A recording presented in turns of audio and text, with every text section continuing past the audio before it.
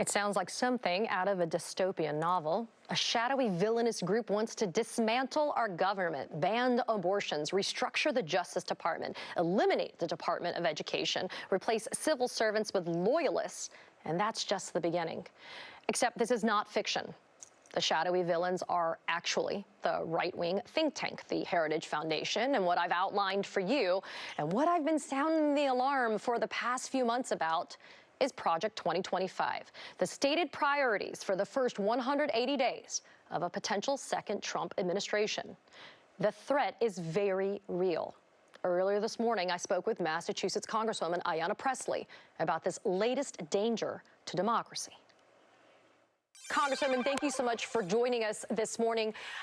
At my show, we spend a lot of time talking about Project 2025. I was thrilled to see you are a founding member of the recently created Stop Project 2025 Congressional Task Force. I do have to ask you, what are the realistic actions that this task force can take in order to keep the most radical agenda in the history of the United States from becoming a reality?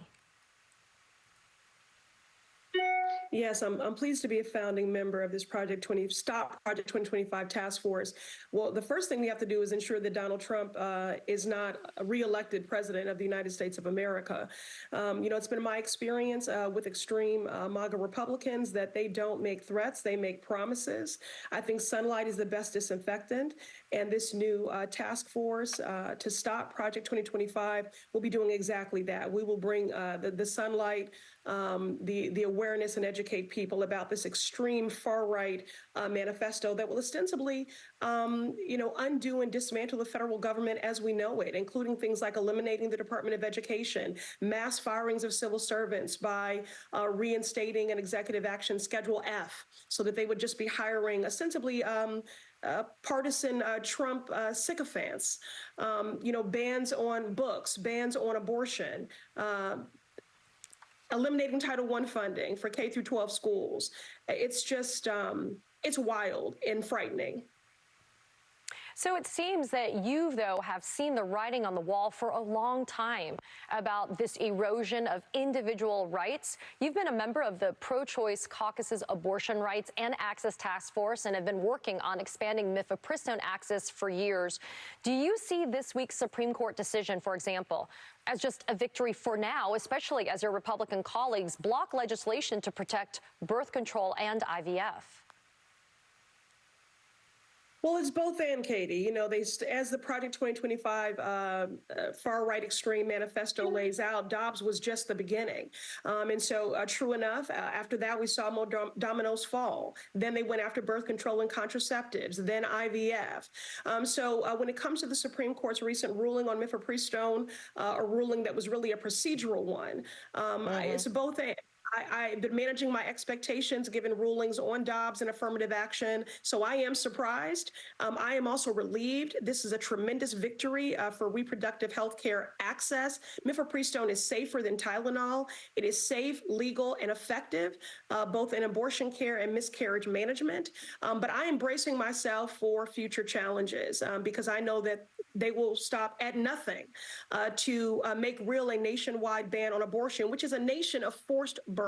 So really do consider what that means and the implications. They are dire. They are life and death. And this far-right extreme MAGA Republicans have enlisted the Supreme Court as co-conspirators and accomplices in advancing this far-right agenda. Donald Trump recently sat down for an interview with Semaphore, and he had this to say, quote, "I have so many black friends that if I were a racist, they wouldn't be friends. They would know better than anybody and fast." He said, "They would not be with me for 2 minutes if they thought I was racist, and I'm not racist." I mean, in my opinion, the guy doth protest too much, methinks, but I'd like to get your response on this. He's clearly doing a lot of moves like this in advance of the November 2024 election. Katie, I don't care who Donald Trump's friends are.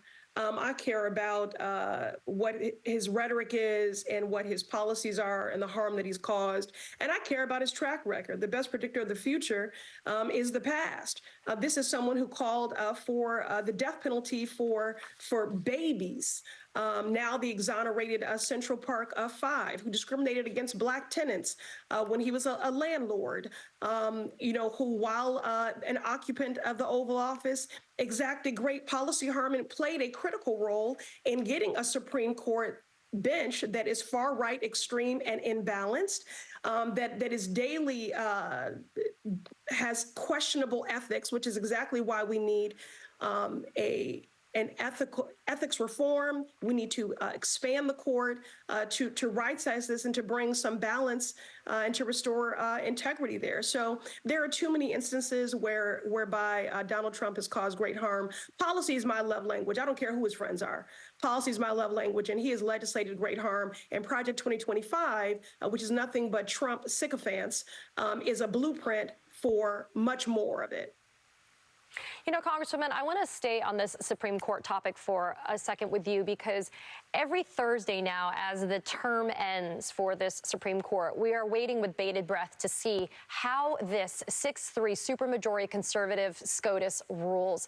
And for example, we still haven't gotten a ruling from them on Trump's claim of absolute criminal immunity for his conduct when he was in the Oval Office. But we just yesterday got a ruling on the bump stocks and the idea that they don't qualify as a machine gun, and therefore you can use one and pretty much further the gun culture of our country. But there was a note, there was some language in the opinion and the concurrence by Scalia that said Congress, if they want to do something about it, they can do it. Talk about how frustrating it is to want to protect all Americans, regardless of party affiliation, but you keep on hitting these roadblocks with your GOP colleagues just to be able to get something like common sense gun legislation passed.